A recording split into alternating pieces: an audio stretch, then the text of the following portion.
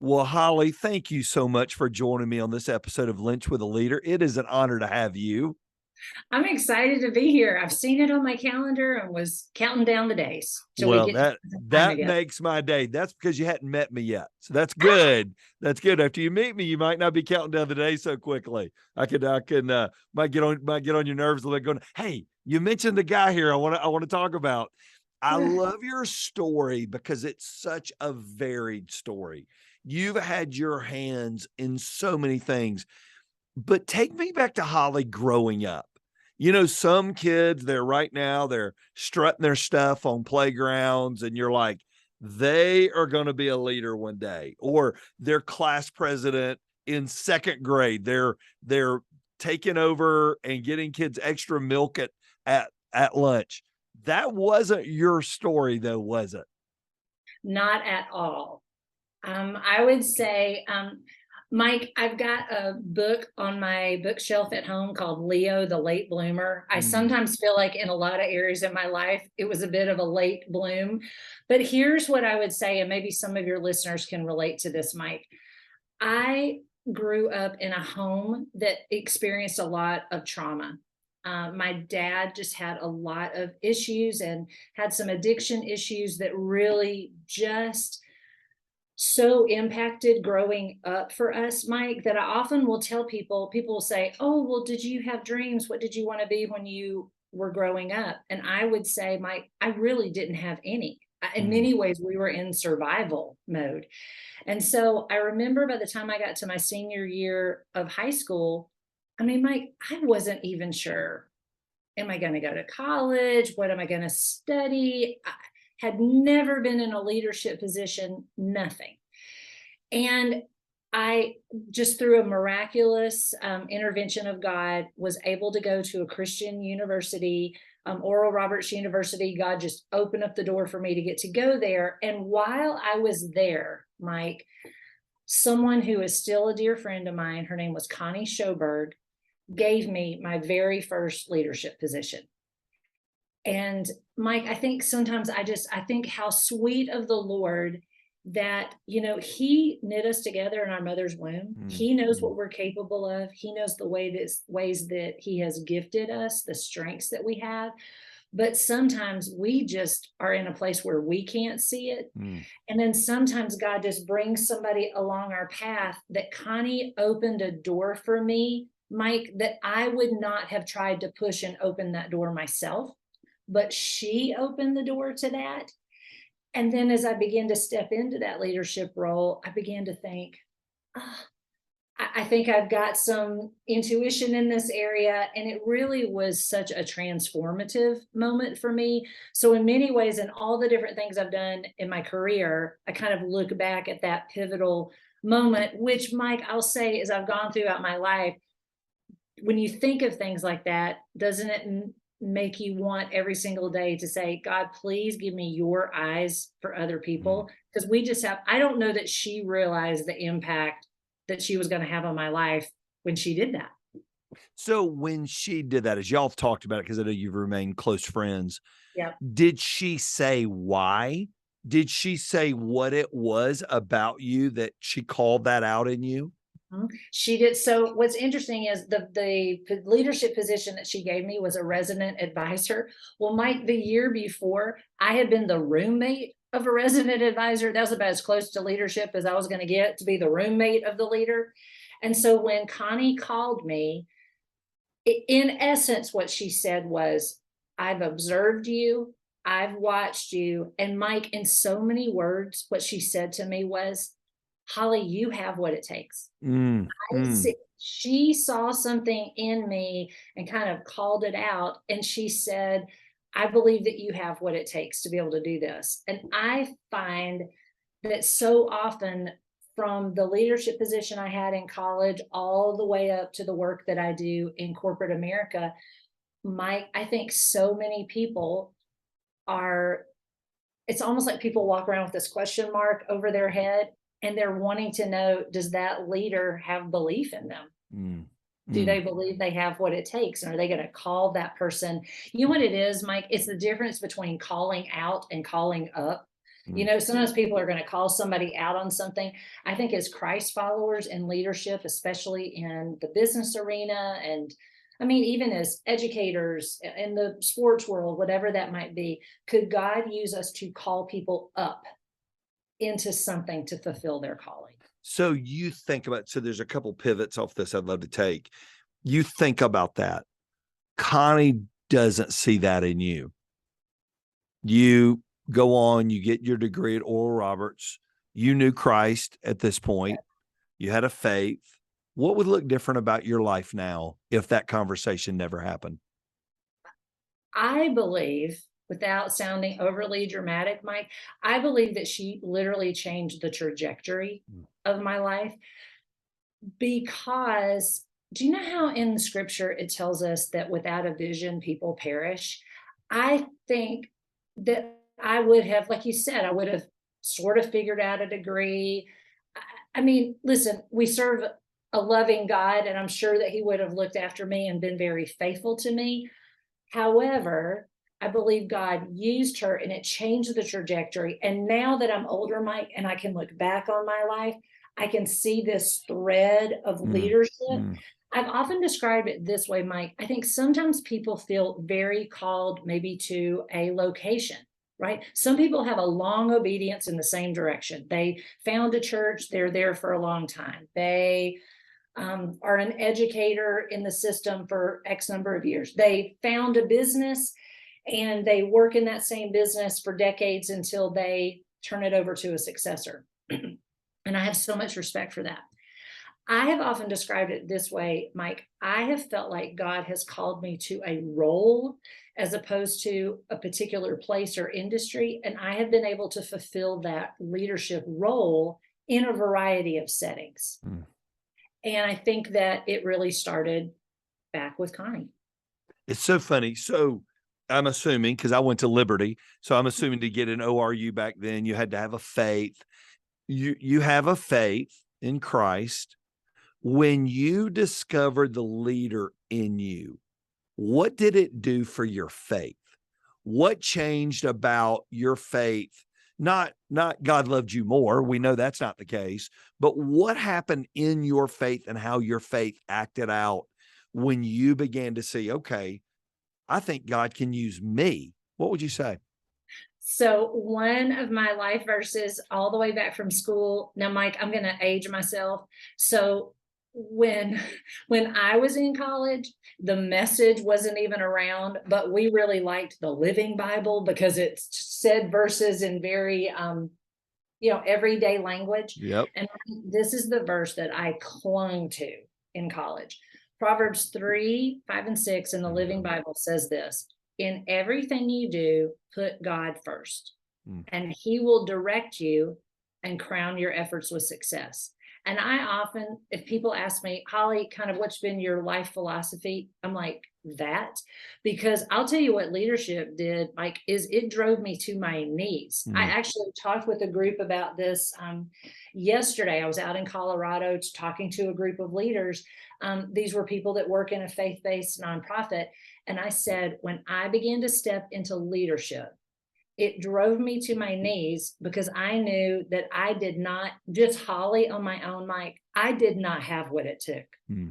I have not, Holly on my own could not have done any job I've ever had in my whole entire life.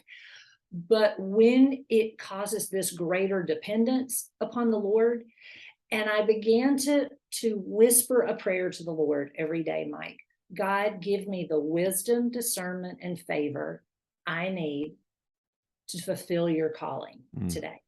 And so I guess the long answer to your question, how has that impacted my leadership? It drove me to my knees, reminded me constantly of my dependence upon the Lord. But then living that way, Mike, I could tell you story after story after story where I feel like God, even when I was in a corporate career with a publicly traded company, I could look back and say, God helped me have godly wisdom in that situation. God gave me supernatural discernment. He helped me discern something that I would not have been able to know on my own. And God has given me exceptional favor. And so this it's walking hand in hand with the Lord as we fulfill this leadership calling, but always reminding ourselves, Mike, it's John 15. We can't do anything on our own, but with him, all things are possible. That's right. You know what I love about it too? We were teaching this past Sunday and we talked about detours are part of the journey, right? Yeah. Nothing, nothing in our faith life is ever a straight line, ever. Never. And so I know we've got some 20 somethings on here that are up and comers that go, I know where I want to be. And one day I want to be like Holly and have my own consulting firm and go and work with businesses and travel and teach Myers-Briggs and all the six working geniuses by Lencioni. And I want to be able to do that. That is like a dream job. You didn't just end up in that job. You spent 25 years. You spent a season of that in the nonprofit world working with Mercy Ships. I did. What did you learn during that season that helps you today as you go in and work with businesses? And this is how I'd answer that question. Just even if somebody is young and listening, first of all, I just can so relate to, listen, you're in your 20s, you've got big dreams for your life. And I want to be wind in the sail, not to squash that or to stifle that. This is what I'd say, Mike, is, and I had somebody tell me this when I was in high school, is that the wonderful thing about our walks with the Lord, Mike, is he does not waste any experience. And somehow in God's brilliant wisdom, I honestly can say this is true, that I could never have done the next thing that he called me to do if I had not had every single experience prior to that. Do you know, I believe it's in Psalms, there's one where it says line upon line, precept upon precept. So what I would say is dig into every opportunity that you have, because it's not going to be for a waste. It's building, building, building, building. And now in the season that I'm in right now, Mike, I've got all these past experiences, successes, some abysmal failures, and everything in between. Yep. But I'm going to draw on that. And I would not be able to do what I'm doing now if I had not had every single experience, which one of them was with Mercy Ships. So I got to be with Mercy Ships 2 times, Mike. The first time was in my late 20s, and I actually lived on the ship for 2 years. Wow. And part of the year, I was working on the medical team, because I actually have my bachelor's of science in nursing. And so I was working as a nurse on the ship. And then the other half of the year, I got to do communication with medical supply companies, pharmaceutical companies, physicians, and would get them to donate supplies to the ship that we needed. And Mike, what's so interesting is here I am involved in medical missions, and I'm learning how to talk to corporate executives about donating medical supplies. Are you kidding? I use that experience all the time as I learned to do that. And then Mike, about 10 years later, after I had had my corporate career, Don Stevens, who's the founder of Mercy Ships, just a phenomenal leader, invited me back to Mercy Ships. And I was there for 2.5 years serving on their executive team. So both of those experiences, just learned a lot. And so grateful for those experiences. So, and I know you spent a lot of years in the nonprofit world, in the healthcare industry, with Mercy Ships, and you spent a lot of time in the for-profit world. What is something they all have in common that is a struggle they all deal with? What would you say? People. Not us, but other people, right? Not company excluded. That's right. This is what I always just listen. I don't care if you are on Wall Street today, and if you're in some amazing venture capital firm out in California, if you're a nonprofit, I don't care where you are. It is human beings interacting with other human beings. And here's what I would say, Mike. I actually think and have just really come to learn that I think there's 5 metrics to any high-performing team, no matter where you are. And I think they're sequential. I think the first one is communication, which leads to trusting relationships, which allows you to get to alignment, which then allows you to execute, at a really high level and then build capacity. The problem is for-profit, nonprofit, Mike, we want to jump to the execution and That's we just right. want to push people and go do more, do it faster, build capacity, grow, grow, grow. And listen, I'm a very goal-oriented person. I want us to grow as well. But Mike, the commonality, depending on any situation, is if we cannot hone our communication skills to be able to say, how am I transmitting and receiving information? How am I communicating with other people? And how do I use my communication skills to build trusting relationships? If that foundation is not there, I believe it's impossible for Mm. a team to fully fulfill their potential. And so I would just say, no matter what setting you're in, from a leadership perspective, first of all, I've got to lead myself first, right? If I'm not leading Holly well, how in Yep. the world can I lead anybody else? But the focus on communication and relationships and just the ripple effect that that has, I think that impacts everybody. And it's gotta be so much more than a sheet of paper by the door or a sign that I was just in a meeting the other day with a good friend of mine who does a lot of work like you do, and he said, "You know, a lot of companies just want the tag. They want the phrase, they wanna say it. If our people," all right, so we're assuming a lot of people listening into this are corporate leaders in some environment. They may be a principal of a Yeah. school or an athletic director or a CEO or a managing partner on the way up, somebody that's in the system. If if they don't get the people part right as a leader, managing themselves and managing others, what would you say is the future longevity of their leadership if they never figure out the people part? I think they're in for a really bumpy, rocky road. Mm, So here's what I'd say about this. So I want your leaders, your listeners, maybe to just kind of imagine this visual. My really good friends, Jeremy Kubicek and Steve Cockram, actually came up with this through Giant Worldwide, which is an organization that I get use some of their content in my consulting practice.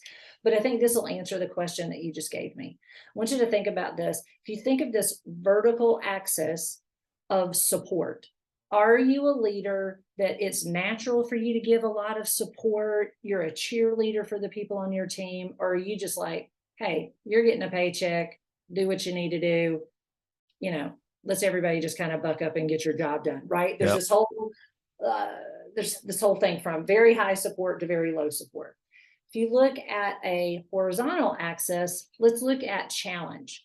Some people, they are very ambiguous. They don't set up the challenge. The challenge is very low, right? But other people, you and I know leaders, and listen, there have been times when I've been this way. I've been very, very, very challenging, right? Of like what I demanded, and I want us to do this, I want us to do that. So here, I want you to think about this.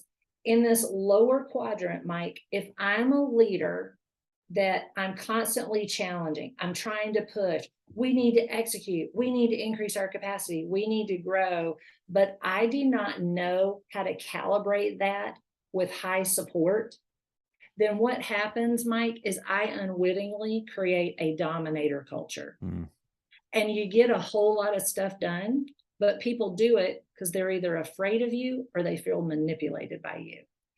And Mike, there have been times in my past that I think there's probably some people you could talk to that maybe they felt that mhm. for me, right? My drive to want to get things done, my drive to want to accomplish, I was not always as good as I needed to be to calibrate that high support and high challenge, and to use my communication and relationship skills to make sure that there was a really good balance. I think that conversely, you can get leaders that are all support and low challenge, Mike. Well, that creates a bad situation too. It's almost this protector culture. But here's the problem: people don't get a lot done, Mike, because they didn't communicate well. There's lots of ambiguity. People aren't sure what's the standard, what am I supposed to do, what am I supposed to accomplish? And I don't think that's what we want either.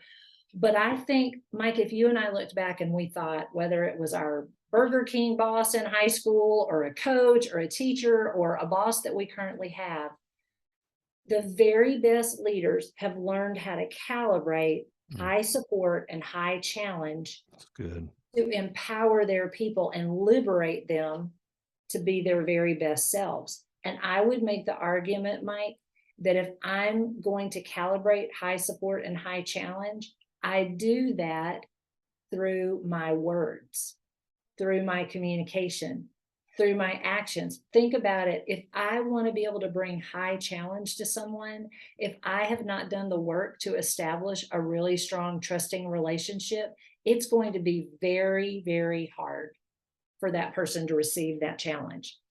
So I think as you said, what's the role of communication and relationships? It's because we're trying to create a liberator culture where we're calibrating this high support and high challenge and bringing out the best in people. That's really good. What I love about that, Holly, is that's exactly what Jesus did with the disciples, right? Yes. He called it out of them and He left them challenges they didn't think in and of themselves they could do. But I think it was so interesting how every one of his conversations with his different guys was different because of their personalities. And I know you're big into Myers-Briggs. Yes.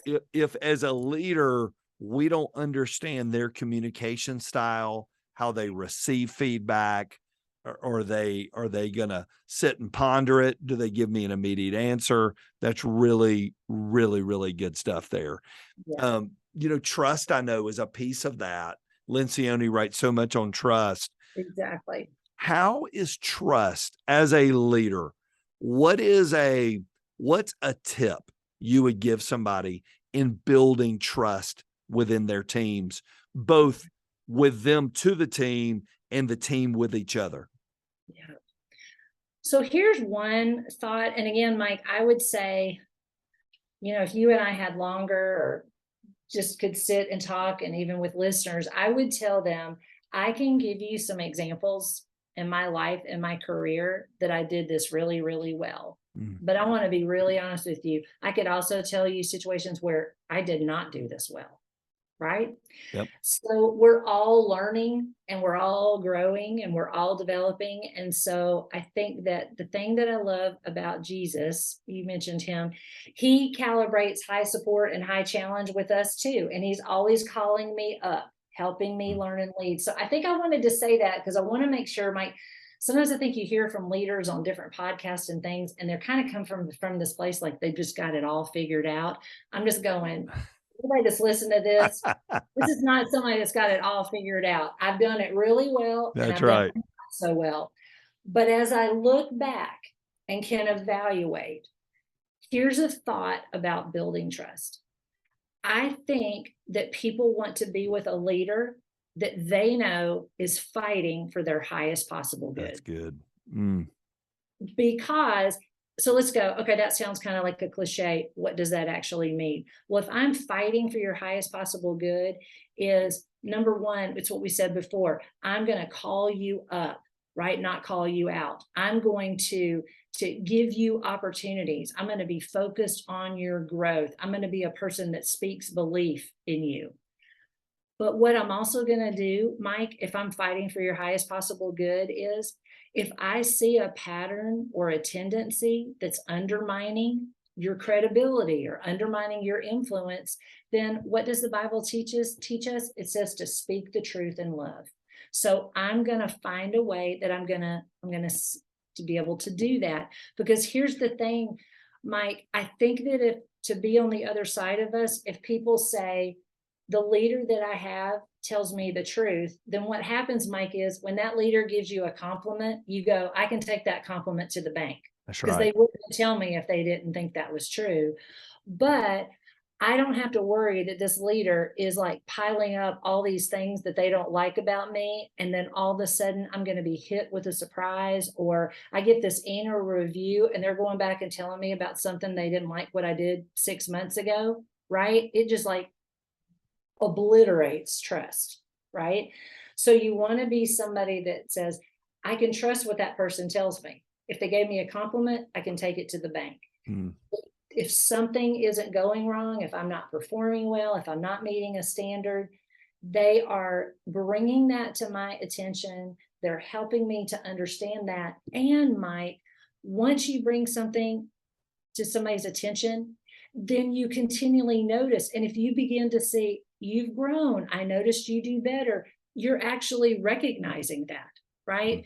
So I guess I would say, in summary, in many ways, I think that we build trusting relationships, whether it's professionally or personally, is, does the person that you're in relationship with, would they be able to say, I know that person is fighting for my highest possible good? Mm.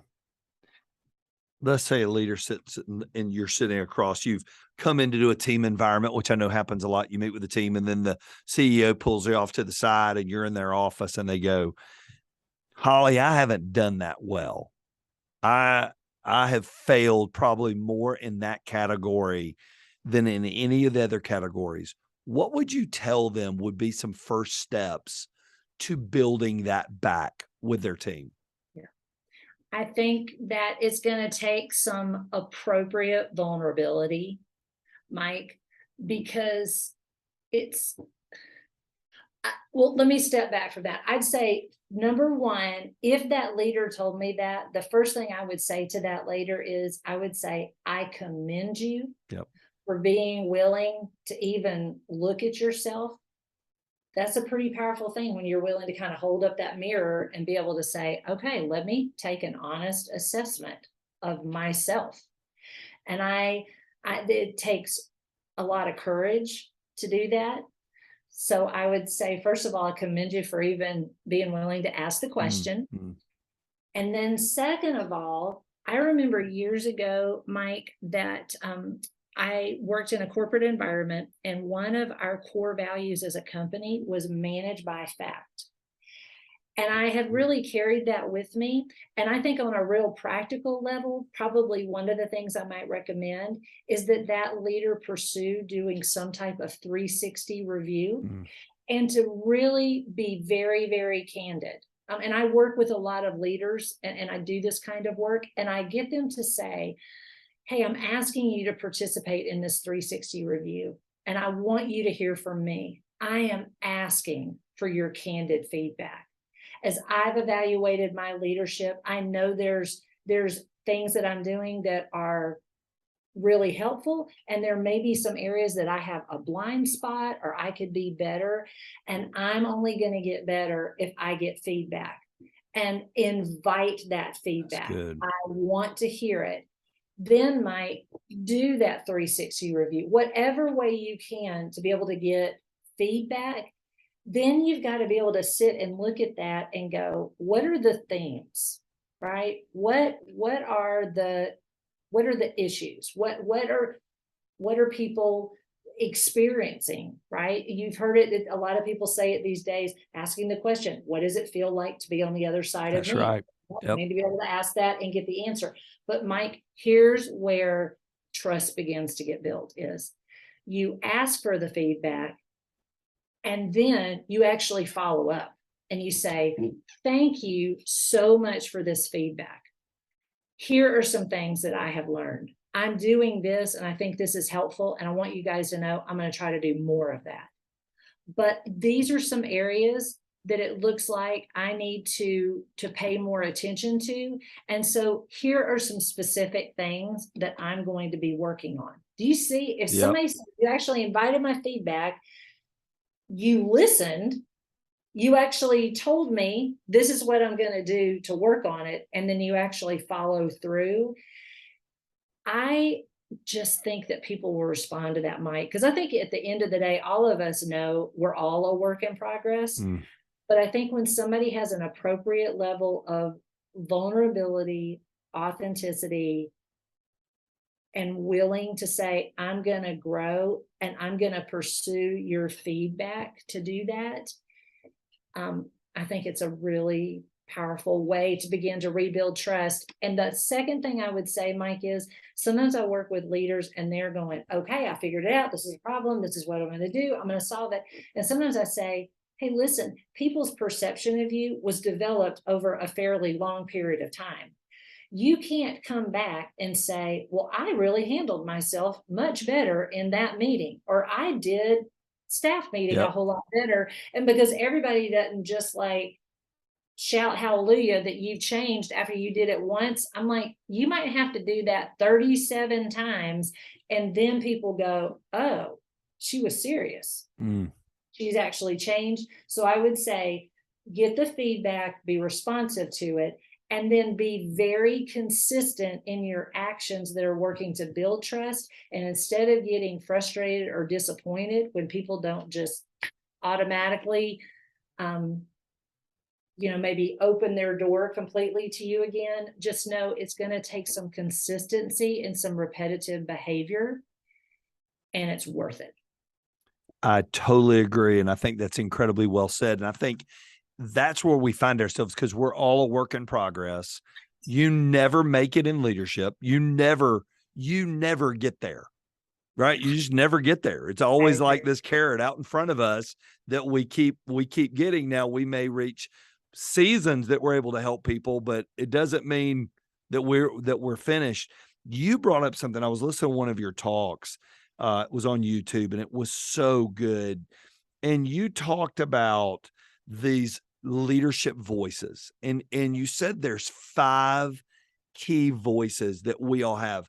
So I'm a big DISC person. So I know Okay. Myers-Briggs is big, DISC is big, Enneagram now is a huge deal. And they're Yes. all a part of saying the same things. We're all wired by God in a particular way. These voices I thought were so unique, and I'd love to hone in on these a little bit, Holly. You said one of the voices is the nurture voice. Unpack for everybody in a minute or two, what is the nurture voice? Because as they're listening and they're driving, most of them are familiar with their personalities and their behavior systems. What would you say the nurture voice is, and how is that nurture voice used in leadership? So if it's okay, Mike, if it's okay, if I can just back up before I answer that Yes. question, let me kind of give some context for 5 voices. So you and I both love, listen, I love personality assessments. Anything that I can do that's Yep. going to help me know myself better. So listen, through the years, Myers-Briggs, DISC, Berkman, Enneagram. There's so many out there. And I would say anything that I can learn that helps me understand a tendency, a pattern, that's just going to help me lead myself better. So you're right. I did get my Myers-Briggs certification a number of years ago, did it with a lot of people, very familiar with DISC and Enneagram as well. Here was the struggle that I had, Mike, is I would spend time with people, lots and lots of time. I thought I had done a pretty decent job of explaining it. I would come back later. People couldn't remember it. Yep. They didn't know how to apply it. And Mike, if I walked up to you today and I just said, hey, I'm Holly, I'm an INFJ. Well, is that immediately going to let you know, well, this is how I should interact with Yep. Holly, or Yep. this might be a blind spot? Or even, listen, I love Enneagram and I'm not disparaging it at all. And I'm sure if more people, the more you get into it, the Yep. more you can learn. But if somebody just all of a sudden comes up and hits me cold and says, I'm a 3 with a 2 wing, I'm sort of just trying to think, okay, let me just remember what's a 3, what's a 2. Yep. So the 5 voices is rooted in Myers-Briggs. Very good. What, again, Giant, Jeremy Kubicek and Steve Cockram, what they did, and especially Steve, to me, he was the Jedi master of Myers-Briggs. He was my mentor that really taught me how to use that instrument. What 5 voices does is it maps the 5 voices to each of the 16 profiles. But all I have to remember is one of the 5 voices. Yep. And the reason why I have found it to be so sticky with the client work that I do is the word itself, like you just mentioned, one of them is nurture. Well, I can remember nurture, and just by essence of the word, Yep. I could begin to get a clue. Oh, this is this person's superpower, right? So the 5 voices are nurturer, creative, guardian, connector, and pioneer. Mm.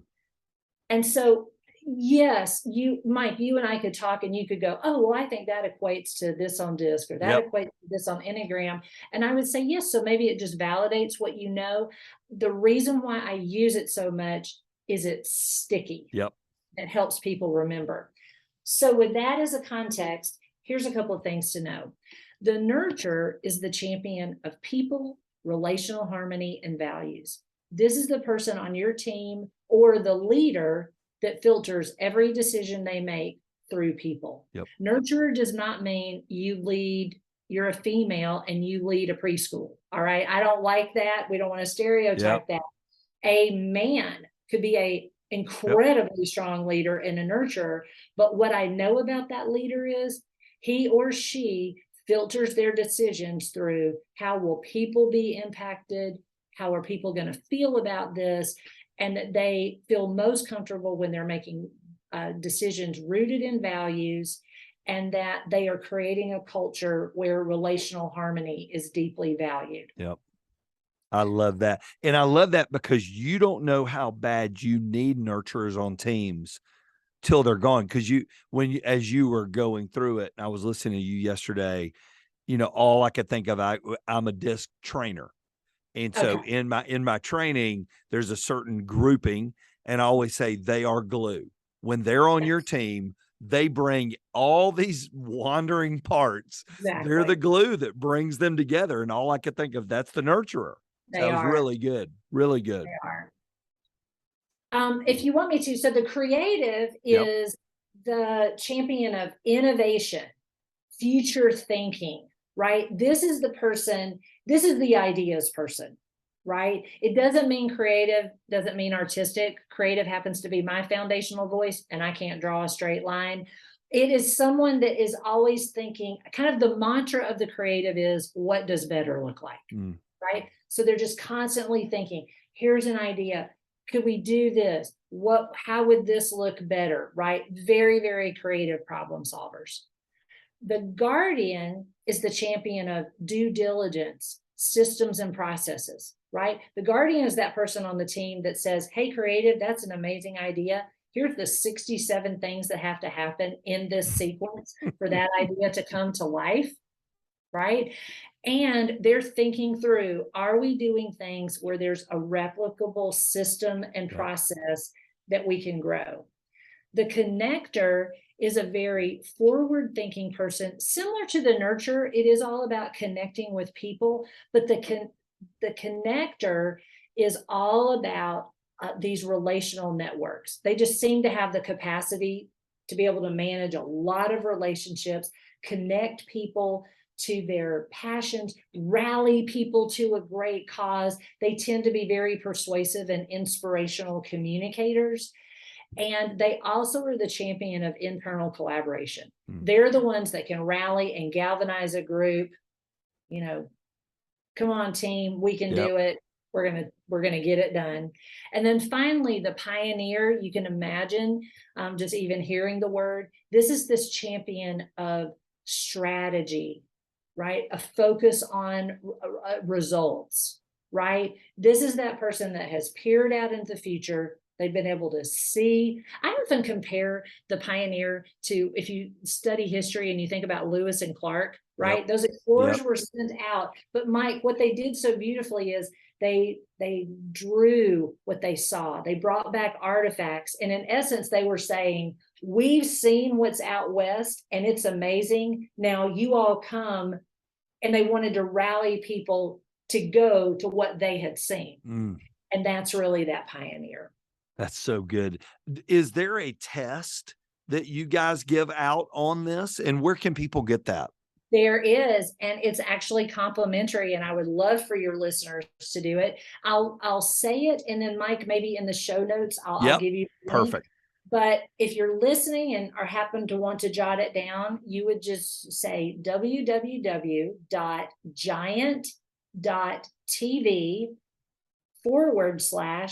and then the name of my company, Hollis Strategies. Perfect. And so we'll put the link in the show notes, but people can go out there. All they're going to have to do, I think it asks for your name and email address, but then they'll send you that assessment, and then it's going to come back. It'll tell you what that foundational voice is, and then just give you a lot of additional information that'll just help you maybe get some new insights Yep. to your leadership and communication It's style. so true because you hear these things over and over and over, and the Right. key is that you get it, and Right. that you not only understand you, but you understand the people around you. When I understand, oh, so that's why they're a nurturer.